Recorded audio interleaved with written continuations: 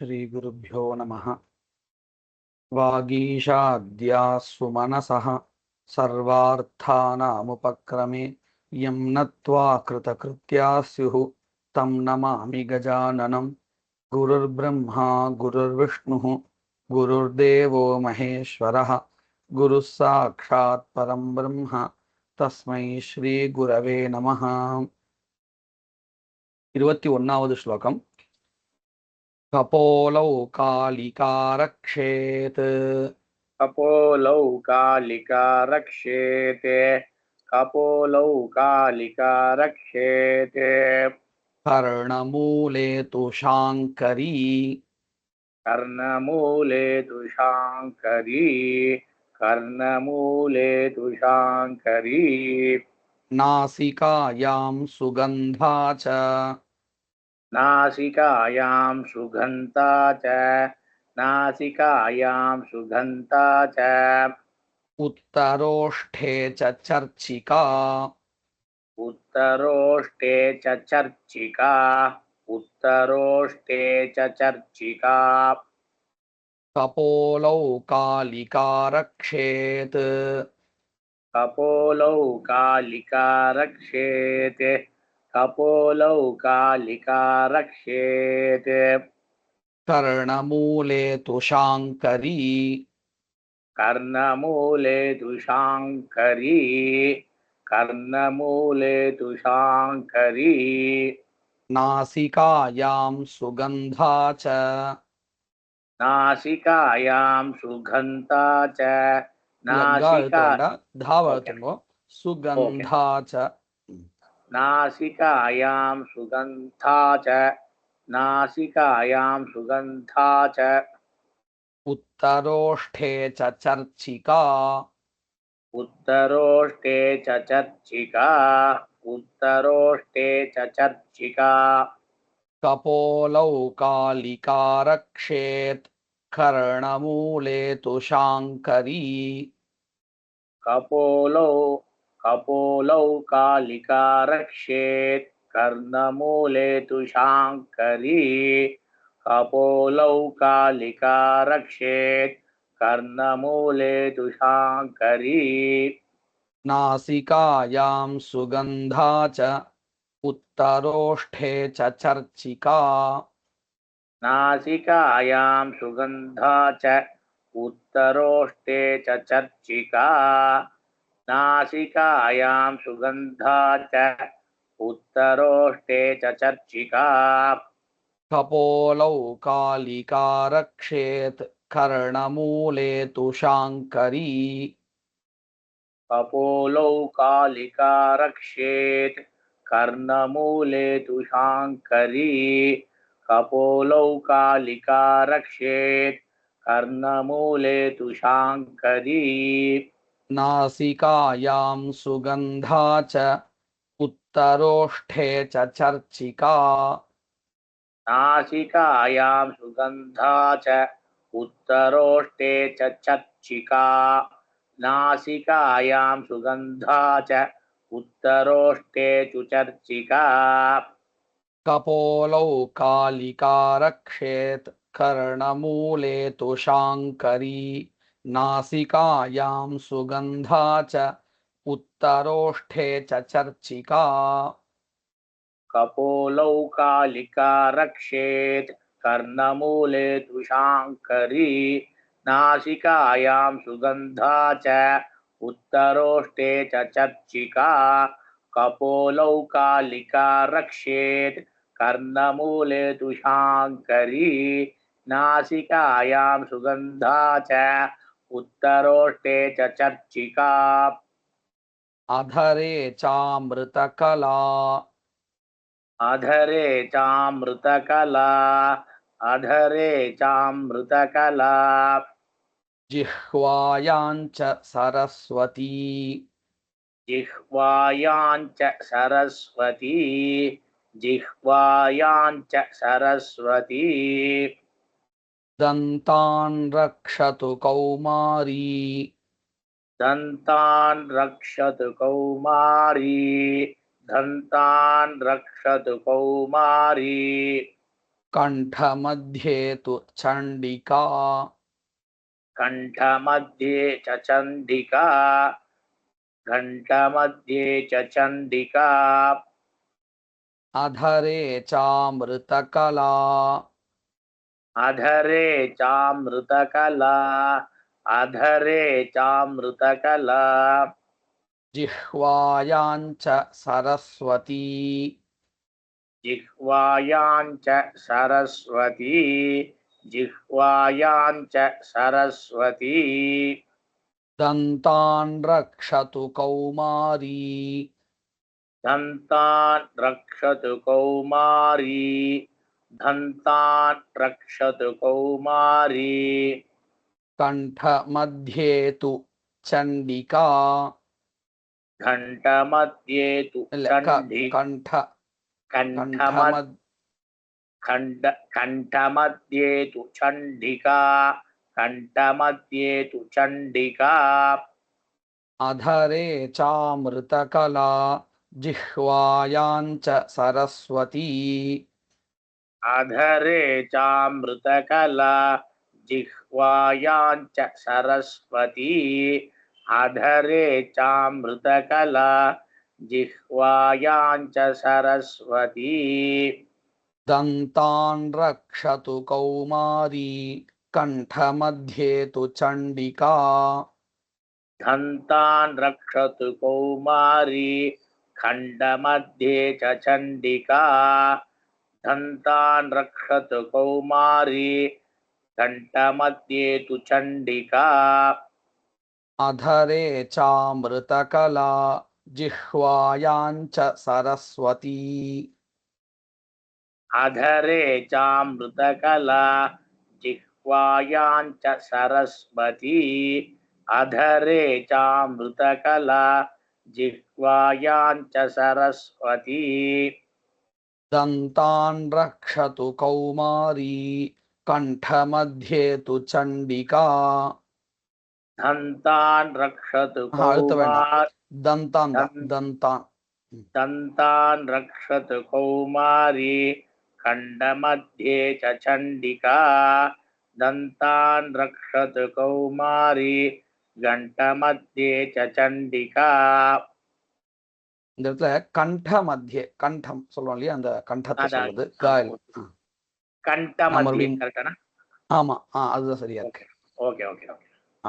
நான் இப்ப முழு ஸ்லோகம் சொல்றேன் ஓகே अधरे चामृतकला जिह्वायां च सरस्वती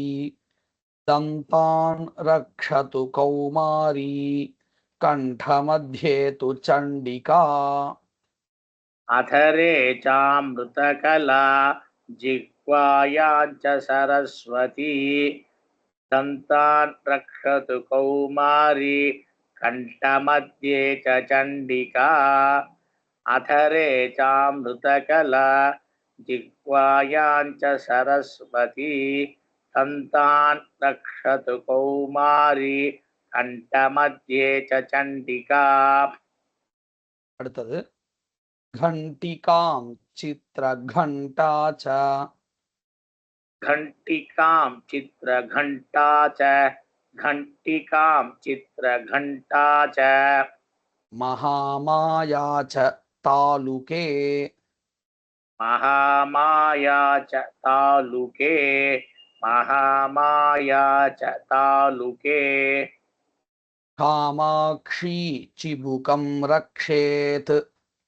कामाक्षी चिबुकं रक्षेत् कामाक्षी चिबुकं रक्षेत् वाचं मे सर्वमङ्गला वाचं मे सर्वमङ्गला वाचं मे सर्वमङ्गला घण्टिकां चित्रघण्टा च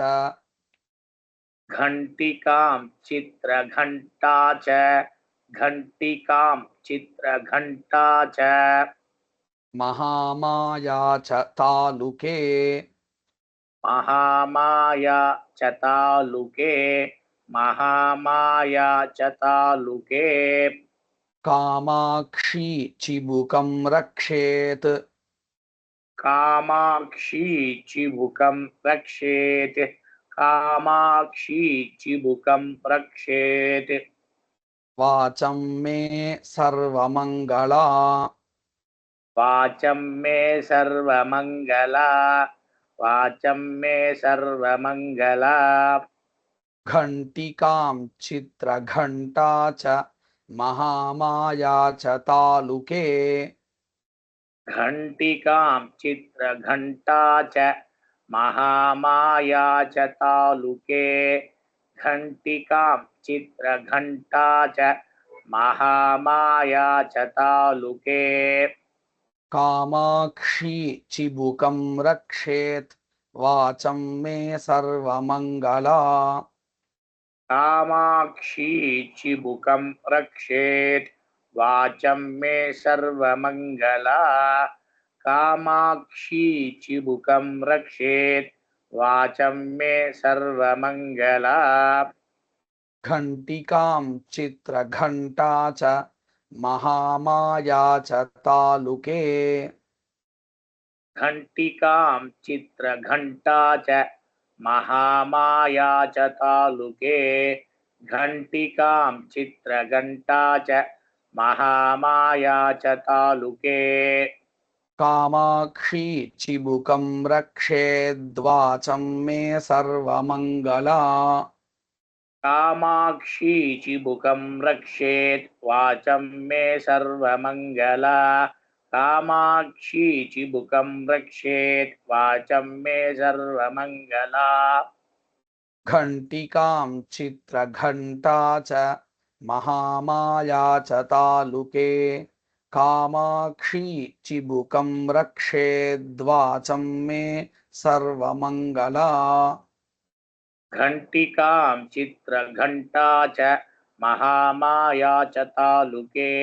कामाक्षी चिबुकं रक्षेत् वाचं मे सर्वमङ्गला घण्टिकां चित्रघण्टा च महामाया च तालुके कामाक्षी चिबुकं रक्षेत् वाचं मे सर्वमङ्गला ग्रीवायां भद्रकाली च ग्रीवायां भद्रकाली च ग्रीवायां भद्रकाली च पृष्ठवंशे धनुर्धरी पृष्ठवंशी धनुर्धरी पृष्ठवंशे पृष्ठवंशे ओकेना ना प्रति पृष्ठवंशे धनुर्धरी पृष्ठवंशे धनुर्धरी नीलग्रीवा बहिः कण्ठे नीलग्रीवा बहिः गण्डे नीलग्रीव घण्टे बहिः कण्ठे ओके नीलग्रीवा अंग विसर्गम वेண்டாம் नीलग्रीवा बहिः कण्ठे नीलग्रीवा बहिः कण्ठे नीलग्रीवा बहिः कण्ठे नलिकां नलकूबरी नलिकां नलकूपरी नलिकां नलकूबरी ग्रीवायां भद्रकाली च ग्रीवायां भद्रकाली च ग्रीवायां भद्रकाली च पृष्ठवंशे धनुर्धरी पृष्ठवंशे धनुर्धरी पृष्ठवंशे धनुर्धरी नीलग्रीवा बहिः कण्ठे नीलग्रीवा बहिः कण्ठे नीलग्रीवा बहिः कण्ठे नलिकां नलकूबरी नलिकां नलकूबरी नलिकां नलकूबरी ग्रीवायां भद्रकाली च ग्रीवायां भद्रकाली च ग्रीवायां भद्रकाली च पृष्ठवंशे धनुर्धरी पृष्ठवंशे धनुर्धरी पृष्ठवंशे धनुर्धरी नीलग्रीवा बहिः कण्ठे नीलग्रीवा महिष्कण्ठे नीलग्रीवा महिष्कण्ठे नलिकां नलकूबरी नलिकां नलकूबरी नलिकां नलकूबरी ग्रीवायां भद्रकाली च पृष्ठवंशे धनुर्धरी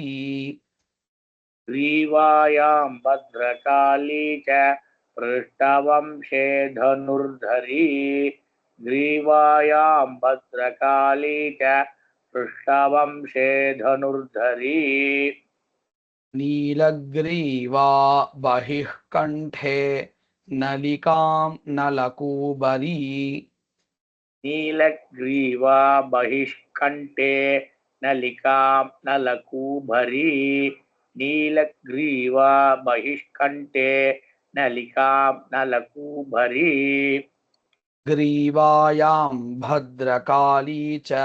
पृष्ठवंशे धनुर्धरी ग्रीवायां भद्रकाली च पृष्ठवंशे धनुर्धरी ग्रीवायां भद्रकाली च पृष्ठवंशे धनुर्धरी नीलग्रीवा बहिः कण्ठे नलिकां नलकूबरी नीलग्रीवा बहिष्कण्ठे नलिकां नलकूबरी नीलग्रीवा बहिष्कण्ठे नलिकां नलकूबरी ग्रीवायां भद्रकाली च पृष्ठवंशे धनुर्धरी नीलग्रीवा बहिः कण्ठे नलिकां नलकूबरी ग्रीवायां भद्रकाली च पृष्ठवंशे धनुर्धरी नीलग्रीवा बहिष्कण्ठे नलिकां नलकूबरी ग्रीवायां भद्रकाली च पृष्ठवंशे धनुर्धरी नीलग्रीवा बहिष्कण्ठे नलिकां नलकूबरी खड्गधारिण्युभौ स्कन्धौ खड्गधारिण्युभौ स्कन्दौ खड्गधारिण्युभौ स्कन्दौ बाहू मे वज्रधारिणी बाहू मे वज्रधारिणी बाहू मे वज्रधारिणी हस्तयोर्दण्डिनी रक्षेत् हस्तयोर्दण्डिनी रक्षेत् हस्तयोर्दण्डिनी रक्षेत् अम्बिका चाङ्गुलीस्तथा अंबिका चांगुलीस्तथा अंबिका चांगुलीस्तथा खड्गधारिण्युभौ स्कन्धौ खड्गधारिण्युभौ स्कन्धौ खड्गधारिण्युभौ स्कन्धौ बाहू मे वज्रधारिणी बाहू मे वज्रधारिणी बाहू मे वज्रधारिणी हस्तयोर्दण्डिनी रक्षेत् हस्तयोर्दण्डिनी रक्षेत् अरुत्त वेண்டாம் हस्तयोर्दण्डिनी रक्षेत् हस्तयोर्दण्डिनी रक्षेत् हस्तयोर्दण्डिनी रक्षेत् अम्बिका चाङ्गुलीस्तथा अंबिका चांगुलीस्तथा अंबिका चांगुलीस्तथा खड्गधारिण्युभौ स्कन्धौ बाहू मे वज्रधारिणी खड्गधारिण्युभौ स्कन्धौ बाहू मे वज्रधारिणी खड्गधारिण्युभौ स्कन्धौ बाहू मे वज्रधारिणी हस्तयोर्दण्डिनी रक्षेदम्बिका चाङ्गुलीस्तथा हस्तयोर्दण्डिनी रक्षेतम्बिका चाङ्गुलीस्तथा हस्तयोर्दण्डिनी रक्षेतम्बिका चाङ्गुलीस्तथा खड्गधारिण्युभौ स्कन्धौ बाहू मे वज्रधारिणी खड्गधारिण्युभौ स्कन्धौ बाहू मे वज्रधारिणी खड्गधारिण्युभौ स्कन्धौ बाहू मे वज्रधारिणी हस्तयोर्दण्डिनी रक्षेदम्बिका चाङ्गुलीस्तथा हस्तयोर्दण्डिनी रक्षेतम्बिका चाङ्गुलीस्तथा हस्तयोर्दण्डिनी रक्षेतम्बिका चाङ्गुलीस्तथा खड्गधारिण्युभौ स्कन्धौ बाहू मे वज्रधारिणी हस्तयोर्दण्डिनी रक्षेदम्बिका चाङ्गुलीस्तथा खड्गधारिण्युभौ स्कन्धौ बाहू मे वज्रधारिणी हस्तयोर्दण्डिनी रक्षेतम्बिका चाङ्गुलीस्तथा खड्गधारिण्युभौ स्कन्धौ बाहू मे वज्रधारिणी हस्तयोर्दण्डिनी रक्षेतम्बिका चाङ्गुलीस्तथा இந்த 5 ஸ்லோகங்களையும் நான் சொல்றேன். कपोलौ कालिका रक्षेत् कर्णमूले तु शाङ्करी नासिकायां सुगन्धा च उत्तरोष्ठे च चर्चिका अधरे चामृतकला जिह्वायां च सरस्वती दन्तान् रक्षतु कौमारी कण्ठमध्ये तु चण्डिका घंटिकां चित्रघंटा च महामाया च तालुके कामाक्षी चिबुकं रक्षेत् वाचं मे सर्वमङ्गला ग्रीवायां भद्रकाली च पृष्ठवंशे धनुर्धरी नीलग्रीवा बहिः कण्ठे नलिकां नलकूबरी खड्गधारिण्युभौ स्कन्धौ बाहू मे वज्रधारिणी हस्तयोर्दण्डिनी रक्षेत् अंबिका चाङ्गुलीस्तथा